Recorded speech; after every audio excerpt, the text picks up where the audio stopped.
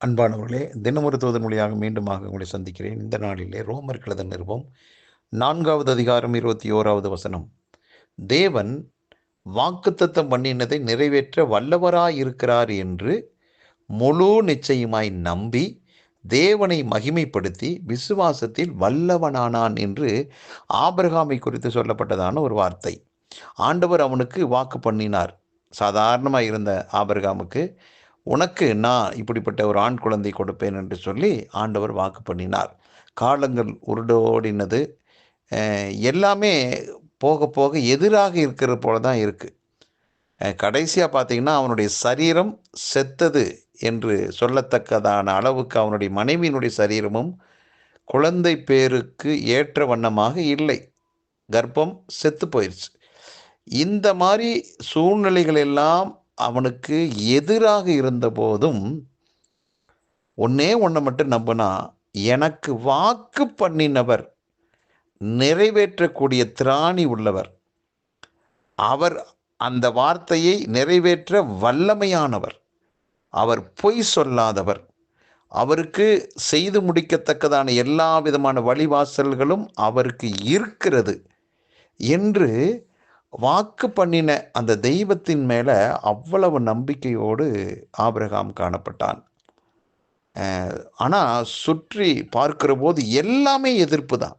ஒருவேளை இந்த வார்த்தை கேட்டுக்கொண்டிருக்க உங்கள் வாழ்விலே வேதத்தை வாசித்திருப்பீர்கள், ஜெபம் பண்ணியிருப்பீங்க, ஆண்டவருடைய சத்தத்தை கேட்டிருப்பீங்க, ஆண்டவர் உங்களுக்குன்னு தனிப்பட்ட விதத்தில் கொடுத்த வாக்குத்தத்தம் இது என்று சொல்லி நீங்கள் சிலவற்றை நீங்கள் உரிமை பாராட்டி கொண்டிருப்பீர்கள். ஆனால் சற்று திரும்பி பார்க்கிற போது ஆண்டவர் சொன்னதுக்கும் உங்கள் வாழ்க்கையில் நடந்து கொண்டிருக்கிற விஷயத்திற்கும் எந்த விதத்திலுமே சம்பந்தம் இல்லாத போல் இருக்கலாம். நேற்று வரை கூட எனக்கு நடக்கும் அப்படிங்கிறதான சில வாசல்கள் உங்கள் கண்ணுக்கு தெரிஞ்சிருக்கும். அது கூட இன்றைக்கு அடைக்கப்பட்டிருக்கலாம். சில நம்பிக்கைக்குரிய சில காரியங்கள் உங்களை விட்டு பிரிந்து போயிருக்கலாம், இழந்து போயிருக்கலாம். இது எல்லாமே எனக்கு எதிராக இருக்கிறத எங்கே சுற்றி பார்த்தாலும் எனக்கு நன்மையான செய்திகளை கொண்டு வருவதற்கு, காதில் கேட்பதற்கு ஒரு வாசலும் எனக்கு இல்லையே என்று கூட ஒரு கலக்கத்தோடு இருக்கலாம். பிரியமானவர்களே, ஒன்றே ஒன்று தான், எதையும் நம்பாதீர்கள், எல்லாம் மாயை. ஆனால் ஒன்று சத்தியமானது, கர்த்தருடைய வார்த்தை.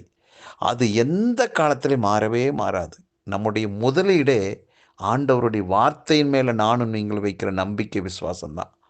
அதுதான் நம்மளை வாழ வைக்கும், நம்மளை ஜெயத்துக்குள்ளாக நடத்தும், வெற்றிக்குள்ளாக நடத்தும். பிரியமானவர்களே, ஆகவே அவர் சொன்ன வாக்கு தத்தத்தை பிடித்து கொள்ளுங்கள். நிறைவேற்றுவதற்கு அவர் திராணி உள்ளவர், உண்மையுள்ளவர் என்று அவரையே பிடிச்சுக்குவோம், அவரையே நம்புவோம். நமக்கு யார் வழி, நமக்கு யார் வாசல், யார் நமக்கு துணை? ஒருத்தரும் இல்லை, ஒருத்தர் வரமாட்டாங்க. உறுதியாக இறுதியாக சொல்லலாம், இயேசு ஒருவரே நம் வாழ்க்கையில் நம்மை மேன்மைப்படுத்த, நம்மளை உயர்த்த வந்த தெய்வம். அவர் மேலே நம்பிக்கை வச்சு காத்துருங்க, நீங்கள் வெட்கப்பட்டு போக மாட்டீங்க. நிச்சயமாக உங்களுக்கு கொடுத்த வாக்குத்தத்தம் 100% நடக்கும். இதில் எல்லளவும் சந்தேகத்துக்கு இடமே இல்லை. ஆண்டவரே என்று சொல்லி நீங்கள் சொன்ன வார்த்தையை நான் ஆண்டவரே உறுதியாய் பிடித்து, உங்கள் வார்த்தையின் மேலே நான் அதிக முதலீடு போட்டு நம்பிக்கையோடு காத்திருக்கிறேன்ப்பா என்றதான நினைவோடு இருங்க. நீங்கள் நினைச்சதை காட்டிலும் மிக அதிகமான பெரிதான காரியம் உங்களை தேடி வரும். நீங்கள் நிச்சயமாக ஆனந்த சத்தமிட்டு ஆண்டவரை மகிமைப்படுத்த போகிறீங்க. ஆகவே அது வரைக்கும் முறுமுறுக்காதீர்கள், கேள்வி மேலே கேள்வி கேட்காதீங்க, சந்தேகப்படாதீங்க. அது வரைக்கும் கர்த்தருக்கு நன்றி சொல்லிகிட்டே இருங்க. நல்ல காரியம் தேடி வரும். ஜெபிக்கலாம். நல்ல பிதாவே, இந்த நல்ல வேலைக்காக நன்றி. இயேசுவின் நாமத்தில் அதை கேட்டுக்கொண்டிருக்க ஒவ்வொருவரையும் வாழ்த்துகிறேன், ஆசீர்வதிக்கிறேன். ஆண்டவரே, நீர் கொடுத்த வாக்குத்தத்தங்களை பெற்ற பிள்ளைகள் இவங்க. ஆனால் அதற்குண்டான அறிகுறியே இல்லைப்பா. ஆனாலும் ஆண்டவரே, எந்த விதத்திலும் பிள்ளைகள் சோர்ந்து போகாதபடி வார்த்தையின் மேல் விசுவாசம் வைத்து ஒவ்வொரு விஷயத்திலும் வெற்றி மேல் வெற்றியடைந்து சுகமாக இருப்பார்களாக, ஆரோக்கியமாக இருப்பார்களாக, விடுதலையை சீக்கிரத்தில் பெறுவார்களாக. இனியும் காலதாமதம் வேண்டாம், காரியங்கள் கைகூடி வருவதாக, நன்மை உண்டாவதாக என்று சொல்லி இதை கேட்டுக்கொண்டிருக்கிற ஒவ்வொருவரையும் மனதார நான் வாழ்த்தி ஆசீர்வதிக்கிறேன்.